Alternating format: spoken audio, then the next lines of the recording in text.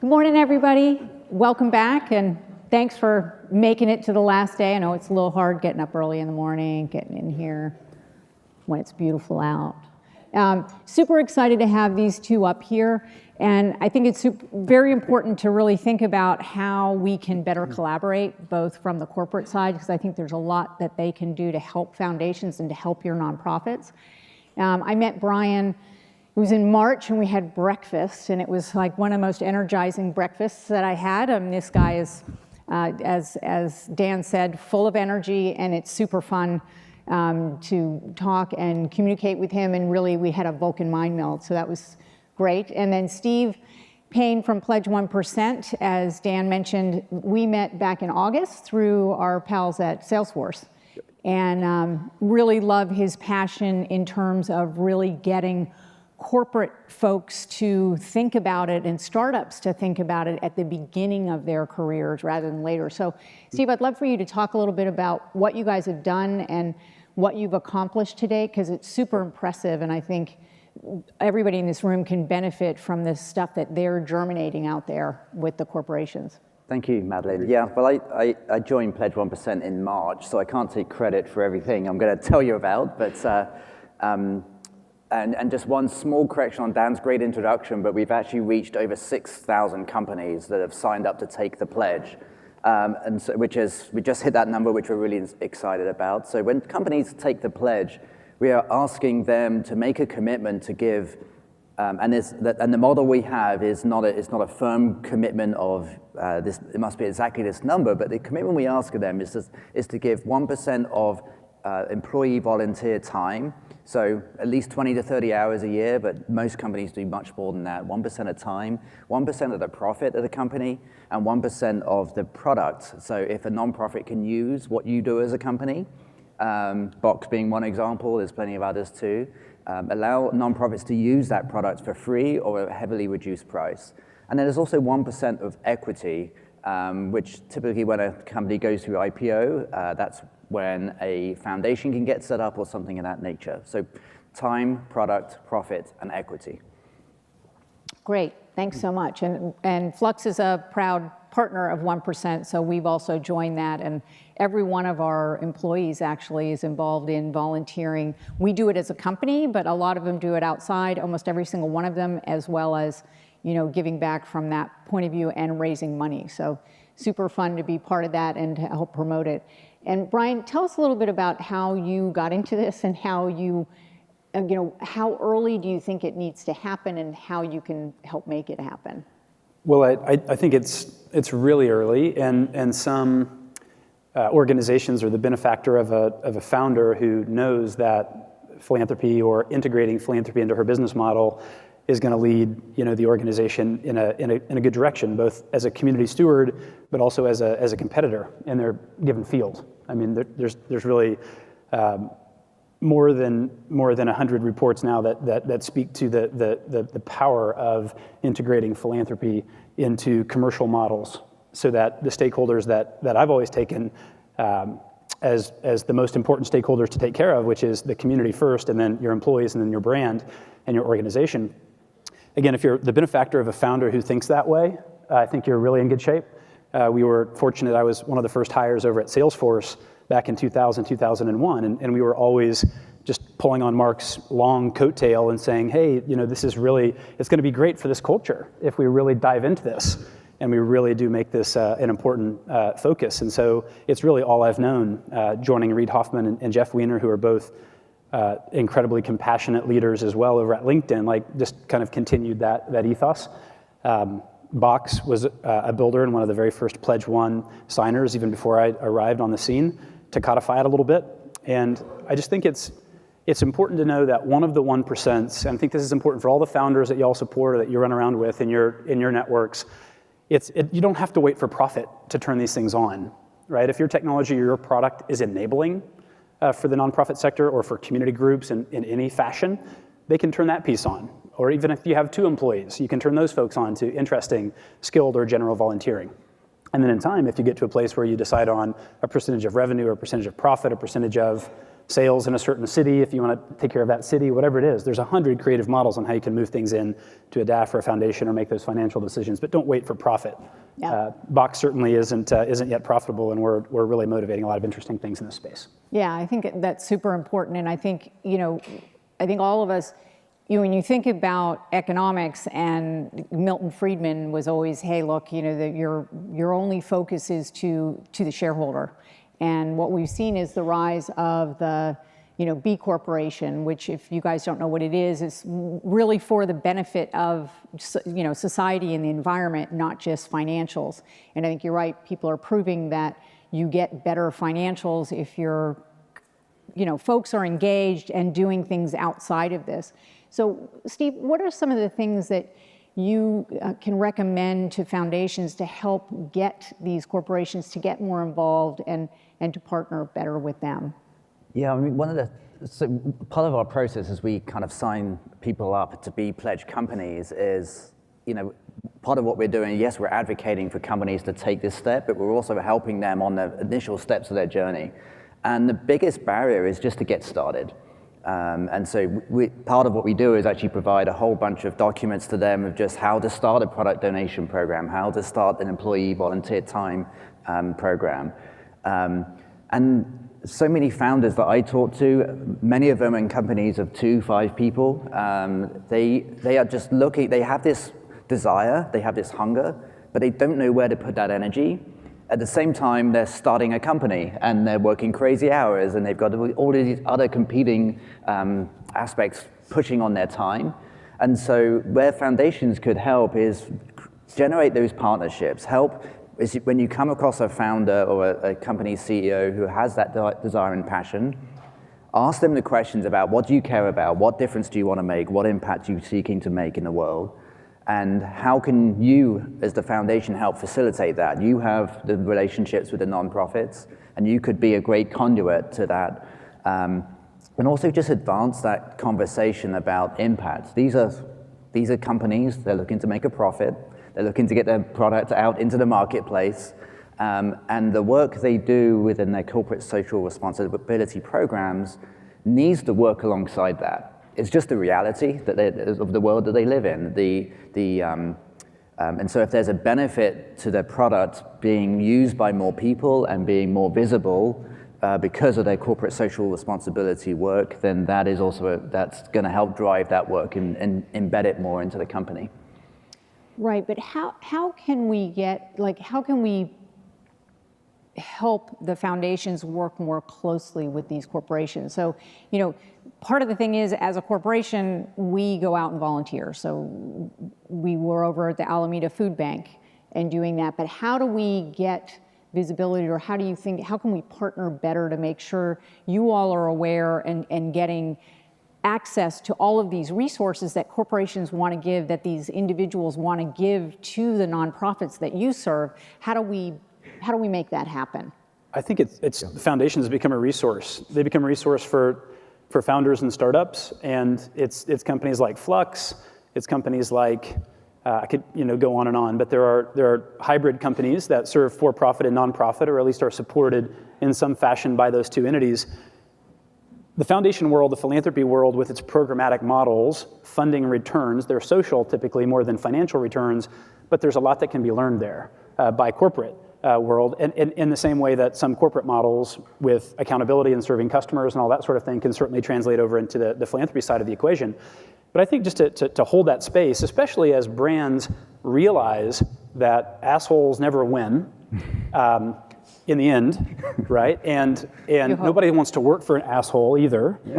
So the more that you see that, it's more than just ad campaigns and greenwashing and that sort of thing that's happening now. So as that happens, I think the foundation and the philanthropy community who've worked with their operating partners, it's very similar, it's very metaphorical to a lot of channels in the commercial side. And if the accountability that the foundation world has to a social outcome, which is what it's held itself dear toward since, Puritans got this stuff going back at the turn of the century, in the States anyway, there's a lot that can be taught to the commercial sector. I know capitalism can sometimes be a zero-sum game, but I sat across from Robert Thurman once, the first ordained monk from, that's in New York. It's Uma's dad, in case you're not worried about the Buddhist part of him. But nonetheless, he's an interesting fella. And he came into Salesforce to speak at one point. He runs the religious studies group over at somewhere in New York City. I can't remember the school. It's a nice one. But anyway, I asked him, I said, can this concept of having Buddha or compassion per se in the boardroom, is that possible? And he said, it's very possible, because when in the commercial sector there's an exchange, as long as it's not zero sum, and as long as both parties are benefiting or kind of achieving the path that they're meant to be on, then that, as he saw it, was kind of the definition of compassion in some manner. So it's like capitalism, where you don't have a definite winner and a definite loser, is in fact compassionate. And that to me was just kind of almost allowed me to stay at this intersection of commercial, and philanthropy at that point, because I realized I need to now go and create these win-win relationships whereby both paths are kind of honored in the process. So again, I think philanthropy, both kind of ethereally or philosophically, has a lot to offer, but also a lot of program models, again, that are deployed by you all who are investing in important social change, that now brands have to actually show real benefit to society, again, in their brands. It can't just be the commercials, that talk about how this oil company is more loving or this bank is more community-oriented. Like, go teach them how to do that, for real, so that they're not creating false claims, Right. in their branding. I think there might be some. One of the realities of this environment is the foundations are focused on the project, and they are going to know more about the nonprofit and the details behind the project plan. Just the nature of the work you do, and you're always going to know more than the corporate partner. 9 times out of 10, that's going to be the case. Maybe an example to help illustrate the point. There's a company I recently spoke to called Quill, a startup company. There's literally 2 people employed there right now, and they have an online app which is designed to make the process of putting a will in place and getting your own estate planning in place early, designed for millennials and Gen Xers. The desire from the founder was that there was, if a customer gave a percentage of their own net worth to a nonprofit, he would give a reduced rate for his product. So there he is, building into the model, into the product itself, a way to give back. Now he was thinking, maybe I'll choose the nonprofit that gets selected the most by my customers as the one that I give my profit to, a percentage of my profit to. And I said, well, how about you think about how your product can be used in the marketplace. So there are nonprofits that are looking to give financial support and financial education to folks that are coming out of under-resourced communities. Their parents may not have any net worth to invest, so they're not getting taught how to set up a mortgage in retirement. So you could support a nonprofit that's in that space. And so that's an example of the thinking all of you have. You're constantly in that space, but the corporate CEO doesn't live in that world. And so that's where the more conversations you can have with them, you can spark that imagination and also help facilitate this to actually happen. And I have another thought. Okay. And I have 1,000 thoughts, because this is a very important intersection and you're all at it. So this can be your next thing. For me at Box.org, we're an initiative in the company. We work under the chief operating officer who looks after the necessity for Box to grow and eventually be a big profitable company. I mean, we're a multi-billion-dollar company now with thousands of employees and so on. But what's interesting is we now see grant-making community and operating nonprofit community as a primary industry in our business. So the person calling on hospitals and the person calling on banks, meaning these market makers, the GMs or the managing directors of our industries or verticals, sit next to me. Right, so our philanthropy is baked right into the core or the heart of the company.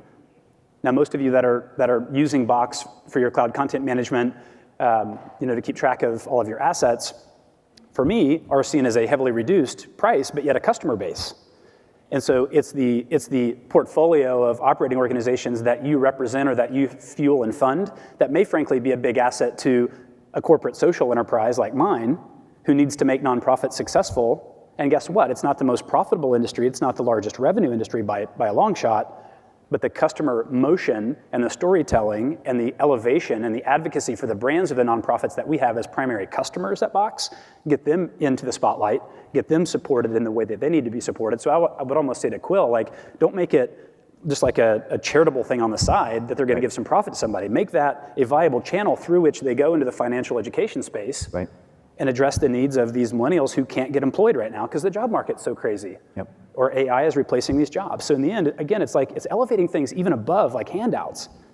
Sorry, I get a little crazy here. No, I think that's a really good point, and I think it is getting more baked into Yes. what people do. I mean, It's going to kill me. like what we're doing But on it the does. Yeah, it nonprofit is. side, we don't charge the nonprofits. That's something that we don't do. I mean, we might add premium services in the future, but we have a base platform to give back to the community, and I do think that's becoming more and more the norm.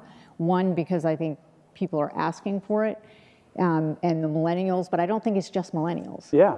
But I also wonder, Steve, is there something, you're getting all these people to sign up and say, I'm going to give you assets, I'm going to give you people for your nonprofits, but maybe there's a way to make some sort of connection even on the Pledge 1%. Have you guys thought about this so that, foundations could go and say, hey, look, let me look for somebody that's in the Detroit area, or let me look for Quickens out there. So can we get access to those employees? So have you thought about doing kind of not necessarily a broker type of thing, but just elevating that so people are aware of it, and then how to say to your nonprofits, you should call Fluxx because you can do this. You should call Box because you're going to get, not just assets of product, but people that may be able to come in and help you with your IT, that may be able to help you with your volunteer work or chopping vegetables at Project Open Hand down here in the Tenderloin. Totally.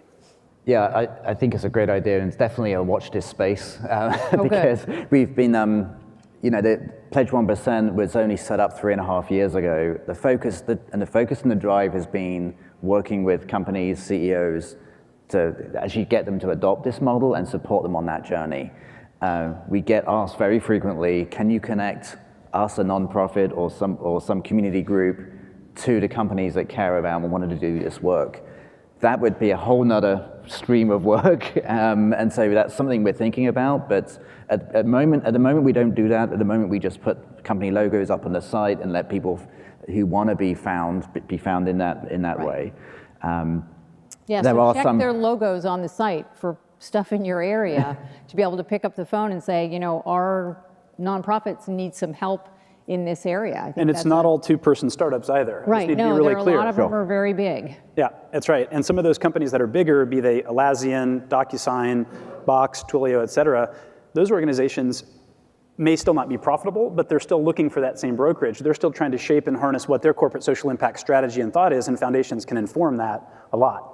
Well ahead of profit with these other more innovative business models. And you were saying earlier that for the grant seeker, you don't charge anything, and I think that's noble and that's great. I do charge something for nonprofits that need the Cadillac of Box or need a lot more access to Box, right? I donate the little product, but the reason I charge a heavily discounted rate for the big product as a social enterprise is we then funnel a certain percent of what most of you all that use Box and pay for it at a heavily reduced rate pay for it back into the Box.org fund, which then makes its way back philanthropically into nonprofit capacity building or these general volunteering, food kitchen types of things and so on for our employee community and so on. So in the end, it's like, don't be scared to also make this a business proposition, and again, not just a donation program, is my thought for the sector. And one of the things that I have loved hearing about, so for instance, DuPont, which is a Fluxx user, they have built a building in Florida, literally, a physical building, and they've put a bunch of nonprofits in it. So they're handling all the infrastructure. So when you think about, nonprofits not only need to pay people, but they need a building, they need lights, they need internet. A space for convenings like this, right? I mean, they need a meeting room. I mean, and then you have a bunch of them together, and then even that cost for them, because the internet, it doesn't matter how, we've got a lot of people on the internet today, but it's not any more expensive. But if you're in separate buildings, you got to pay for it, I got to pay for it, you. And the Sobrato Center here in the Bay Area is a good analog for that, right? Right, I mean, so Sobrato Center, and then you guys are doing it, but how can we, one thing I would love to ask of you guys, if you all have extra space, are you inviting your nonprofits into the building to, give somebody that overhead? And also, like, what more can we do on the corporate side to say, look, you got an extra floor, you got a new building, can you put, 8 people? Because some of these nonprofits are very small. Yeah. So is there something that you guys are pushing? Part of it's the guardrails, and we sat with our legal team and facilities team and said, how do you make this easier? Like, why would you say no? Oh, they need a badge. Why would you say no? They might eat too much lunch. Why would you say no? Whatever the sort of temporary barriers are, you address those and you create a kit that makes it easy for the general counsel, the security team, make sure the cameras are turned on in the right floors if they need to be and so on, if it's something that's scaled. So just a quick thought. And have you done, could you share, maybe you could share that with Pledge 1%, that little kind of, here are the things you need to worry about, Exactly. Here's how you protect yourself, share it with Steve, and then Steve can then get that out to the folks to say, hey, look, you got an extra corner in the room, put a small nonprofit in there, or a small family foundation. So like what Forefront is doing in Chicago. I don't know if you all are familiar with them, but Dawn, they're literally they're working on raising money to build a building, to put a ton of tiny family foundations, because again, these family foundations can't necessarily go out and especially in cities where everything's so Right, exaggerated, exactly. and gentrification is pushing thousands of nonprofits out of the city here every year. So Box should box that up and share it with But see Steve. we'll put it in Box for sure. You'll read about this on a link that arrives at a Box link for sure. But the last thing I'll mention here is the space thing is interesting, but sometimes the space is there, but there's literally file cabinets with 500,000 or 10 million reams of paper that could literally be office space. So literally even think about, this is way out there, but digitizing all this paper that's running around in your office. It's not just a plug for Box. Yes, it is a plug for Box. How would you do that, But I'm Bryan? just saying. Shameless, he's a shameless man. But it's another We love example him. of a program, but in the end, it's like we have a billboard on the 101. It costs us a fortune to have a Box billboard on the 101, right? I don't have profit to draw from. I don't have tens of millions because we didn't set aside at the IPO, but to give the right nonprofit that billboard for a week might literally make or break their entire operating budget for multi-year from the traffic that they get for donor acquisition. So in the end, it's like these 6,000 companies that are Pledge 1 companies have a lot more assets than they even think, than they even know sometimes. It could be our billboard, could be our office space, on and on. Yeah, a billboard A lot is of the great times idea. it's just engaging in those conversations. I encourage these company founders and CEOs I talk to frequently to just engage in the community. Ask your employees who they currently care about, which nonprofits that have impacted them in some meaningful way. Create your list of nonprofits that are local to you that you can kind of latch onto and figure out with them how you can support them. And then the foundations have such an important place in the nonprofit ecosystem. I mean, you guys are the influencers in these nonprofits. You not only have the resources of money, but you also have the time. You as employees are dedicated to supporting nonprofits. You actually spend more time figuring out how to help nonprofits than anybody else does. And so that's the real value that you bring to the table, is that understanding as alongside the resources. In my work, I tend to focus on the startup companies. Many of them don't have an office, or they have a production team in Peru and another one in Poland, these are truly worldwide companies. But as these companies grow, that's part of the Pledge 1% model, and the beauty of it is bake it in from the get-go. So the idea of giving back is as a percentage of what you do, is baked in from the beginning, and it grows with the company, and it becomes part of the story that you talk about as a company founder about what you do. You hear that at Box, you hear that with Salesforce and Atlassian and these It's other literally big who companies. you are as much as Yeah. what you do. It's literally becomes who you are. Right. Yeah, and I think that cultural issue I think is super critical. I'd like to switch it up a little bit, and let's do a little bit of a lightning round of just one answer question. One answer question. A question with one answer or answers. They're hard to say, but I got it out. So, for instance, are you bearish or bullish on individuals increasing donations in the wake of the tax changes? I'm bullish, just because I think the millennials get it, and they're going to kind of overwhelm the folks that are worried about those basis points. I'm a wait and see, I'm afraid, yeah. And I come to this I used to be executive director of performing arts nonprofits for about 10 years, heavily reliant on individual donors, and that extra incentive can be important.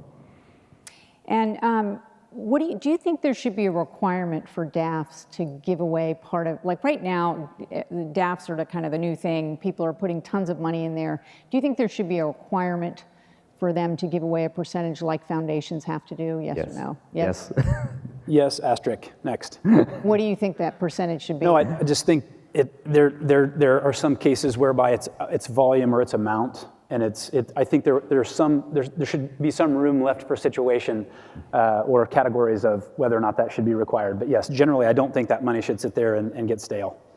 Yeah, I mean, it should move for sure. I'm a pretty strong yes on that one. Yeah. I just feel like you're getting the tax benefit today, and you shouldn't be holding on to that. You should be paying out. That money is no longer yours. Well, this for me is one of the very rare areas where there's a little bit of scarcity thinking versus abundance thinking that enters my space, because I didn't start with a big silver spoon with our DAF that we created this March. The nonprofit investment back into the Box platform is actually what grows it. So for me, if I wanted to go make a $500,000 investment in something, I would actually have to wait a while. So if you made me donate kind of as I get there, but then, like I said, there's a note whereby it's at 18 months or at 2 years or something. There's rules, there's stipulations. But should get the lawyers involved, let but me yes. put it the yes or no answer. Should there be some regulation around it or not? Yes. Okay. Who do you think is the most progressive tech leader in the space today? Tricky one. You go, Bryan. I love all the corporate social advocacy that I'm seeing out there. One word, Bryan, one name. Benioff, still have to say it. Sorry, Mark Benioff. All right. Well, he led this charge, and so you've got to give him credit for that. Yep. So. Yeah, that's If it. you're watching, Mark, keep it up. Go, Mark. Yeah. Bryan, what's the one word that best describes your entire social impact agenda? I know one word's hard for you. Community. There you go. I like it. That's it. All inclusive. Community, and for you? Collective impact, 2 words, but we can hyphenate. Close. Yeah, I would go with collaboration, but I think those are all Hyphenation in the middle. I think those are all good ones. And then for you, Stephen, what's the example of a best-in-class funder that comes to mind for you? I mean, I can draw from my own experience when I was executive director of a performing arts nonprofit. It's the funder that takes the time that gets to know you. So you as the... That's 100 words. So you as... I'm sorry. I'm getting flogged. That's rich coming from you. I'm getting flogged. Yeah, so...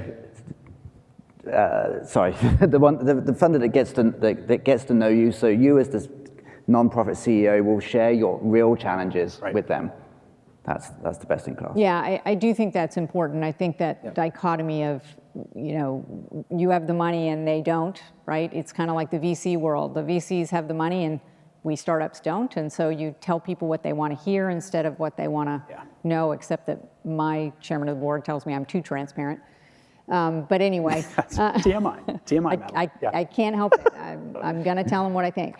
But I'd love to open it up to questions. We have a few minutes left. If anybody has some questions, and certainly these guys are always going to be available to talk to you all, because you're part and parcel is what's going to help make what they're trying to do more effective and to be able to more effectively help your nonprofit. So anybody got any questions? Come on, don't be a shy group. Nathan, come on, community foundations.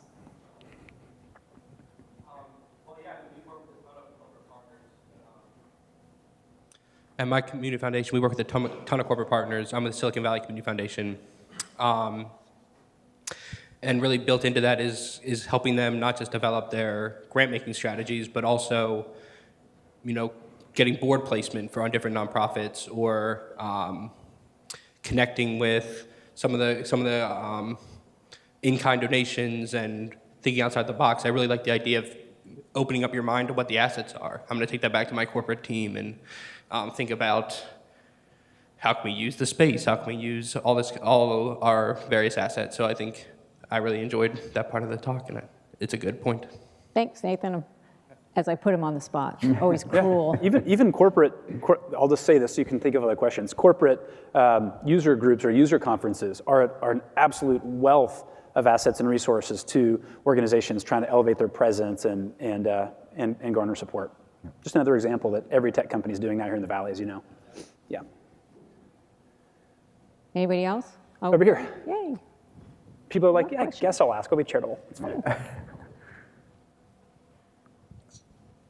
So I'm from a community foundation based out of Detroit, and one thing that we do with DTE, our energy provider, is they have an employee matching program where the employee gets to choose which nonprofit they donate to, and their employer matches that donation. And that's actually something that's been really successful with them that we're looking to roll out with other large corporate partners. But we also support multiple other like small family funds where we do the grant making for them. They're doing their committees and board making decisions. But at the point when they've decided where the grants are going, that's all handed over to us, and it's just implemented in our processes. So that's another way we help support smaller nonprofits, smaller family foundations. Just a comment, if I may. Thank you. The matching gift programs are terrific because it's a way for the employees of the company to express their own desire to how to give back. And I think the beauty of this 1-1-1 model is that the employee volunteer time is something that companies take real pride in. There's companies that will say we've got 80% of our employees maxing out their allotted volunteer hours. It's a terrific way for employees to show with their actions, as well as with their dollars, what they care about, and that has a huge impact on the company CEOs. And we talk a lot to this very point, and to what Steve was saying is like, educate, activate, communicate. The foundation world is awesome at educating commercial entities at what's important, what's most pressing, what issues need to be addressed, in what order they should be addressed in prioritization. I think commercial sector doesn't even see foundation as a intellectual partner, as a thought partner, as an education resource. But then activate is the employees giving, and then communicate is just be sure that everybody that's involved in that educate, activate, communicate flow, gets raised up and gets the recognition that they deserve. So I think that the foundation world kind of wraps this whole thing up with a little bit of a silver bow is don't forget you are vital in the educate, and then if you give services around the check, that nonprofit community that you serve with those services that go around the check can really draw on commercial resources well with any of those, educate, activate, or communicate. All right, we're out of time, but these guys are always available to answer questions, and of course I am as well. And thank you guys, and honored to be here. Thanks a lot. Thank you, the two of you. Very much. Thanks Appreciate so much it. for showing up and sharing with the group. Really, Thank you. really happy to be here. Thank you.